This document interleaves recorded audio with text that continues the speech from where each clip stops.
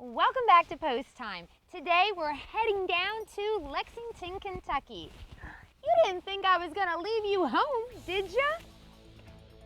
So I can't get you any frequent flyer points for this getaway, but I bet that was the fastest flight you've ever been on. Yes, we're here already, and immediately we saw horses. Wait a minute, that's not the real thing. But I know where to go, the Kentucky Horse Park, an equine lover's mecca. At the park entrance, visitors are welcomed by the majestic Man o' War Memorial. One of the greatest racehorses to ever live, Man o' War symbolizes the courage, strength, and magnificence of all horses. Nearly 1 million tourists, horse enthusiasts, and schoolchildren visit the Kentucky Horse Park every year. My main reason for stopping here was to see a few good men. Sorry, buddy, but nice try. These men happen to be rich older men who live in the Hall of Champions, which is a retirement home for some of the world's greatest competition horses. Standardbred greats such as Camfella and Rambling Willie have lived here. Plus, the thoroughbred great, John Henry, also called this place home. Let me tell you about a few big dudes who are currently living in the lap of luxury here. First of all, there's Western Dreamer. He has a boatload of accomplishments to his name. He was named the United States Pacer of the Year in 1997. The same season, he won the Pacing Triple Crown. He was the first horse to do that in 14 years, and the first gelding to ever achieve that feat. Western Dreamer, who took a mark of 149 flat, was a champion 3-year-old pacing colt, winning races like the Cane Pace, Messenger Pace, Little Brown Jug, and the Battle of Lake Erie. The son of Western Hanover ended his career with 91 starts, 27 wins, 16 seconds, 13 thirds, and $1.8 million in earnings. He was born in 1994, right here in Kentucky, so it seems appropriate that he would return home to retire. Although this big guy you're looking at isn't a standardbred, he is one of the most famous racehorses of all time. No need to get your matches out, this is the Red Hot Cigar. He was voted the Thoroughbred Horse of the Year in 1995 and 1996. And the Racehorse of the Decade in the 1990s. During his career, he tied the record of 16 consecutive wins.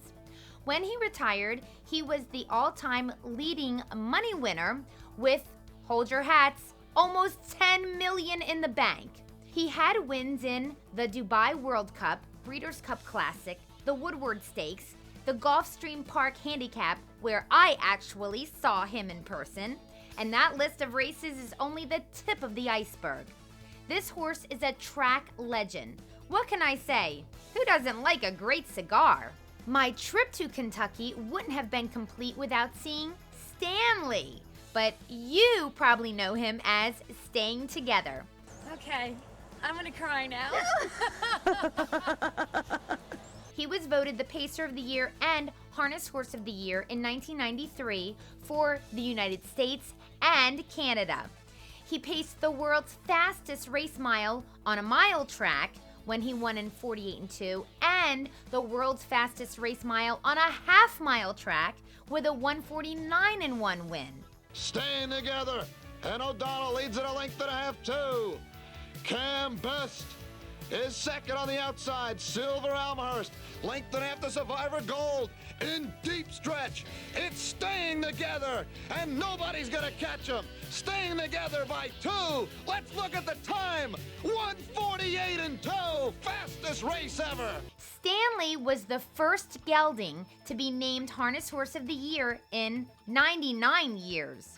Just a few of his big races include the Canadian Pacing Derby, U.S. National Pacing Championships, the American National twice, the Driscoll, the Graduate, and the Breeders' Crown.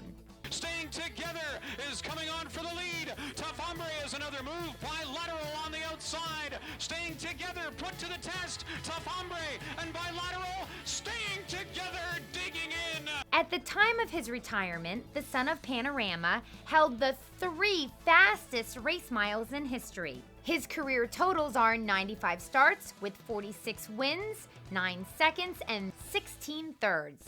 He was born in 1989 here in Kentucky. Yes, that means he's 19 years old.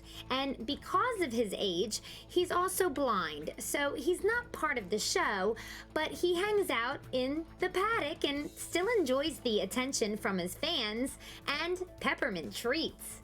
He looks like he's getting ready to have a baby. He retired in 1995 as the second richest standardbred gelding in history, with almost $1.7 million in the bank. Let me tell you, I love me some Staying Together. I will miss you, Stanley, but don't shed a tear. Remember, we'll always have Lexington.